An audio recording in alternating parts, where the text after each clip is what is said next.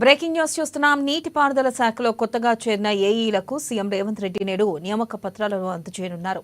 హైదరాబాద్ జలసౌదాలో జరిగే కార్యక్రమంలో 700 మంది ఏఈలు నియామక పత్రాలు అందుకుంటారు. నీటిపారుదల శాఖ మంత్రి ఉత్తమ్ కుమార్ రెడ్డితో పాటు సలహాదారులు, ఉన్నతాధికారులు, ఈఎన్సీలు ఈ కార్యక్రమంలో పాల్గొంటారు. ఈ సందర్భంగా కొత్తగా 1800 లష్కర్ పోస్టుల భర్తీకి సంబంధించి ముఖ్యమంత్రి ఓ ప్రకటన చేసే అవకాశం ఉంది. అనంతరం ప్రాధాన్య ప్రాజెక్టులపై ప్రజెంటేషన్ ఇస్తారు.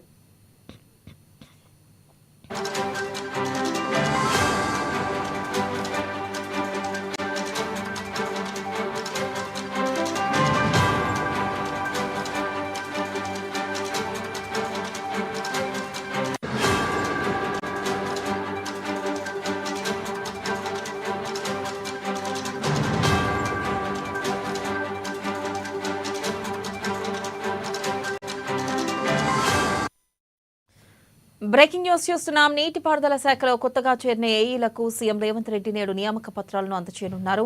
హైదరాబాద్ జలసౌదాలో జరిగే కార్యక్రమంలో 700 మంది ఏఈలు నియామక పత్రాలు అందుకుంటారు. నీటిపారుదల శాఖ మంత్రి ఉత్తమ్ కుమార్ రెడ్డితో పాటు సలహాదారులు, ఉన్నతాధికారులు, ఎన్సీలు ఈ కార్యక్రమంలో పాల్గొంటారు. ఈ సందర్భంగా కొత్తగా 1800 లష్కర్ పోస్టుల భర్తీకి సంబంధించి ముఖ్యమంత్రి ఓ ప్రకటన చేసే అవకాశం ఉంది. అనంతరం ప్రాధాన్య ప్రాజెక్టులపై ప్రజెంటేషన్ ఇస్తారు.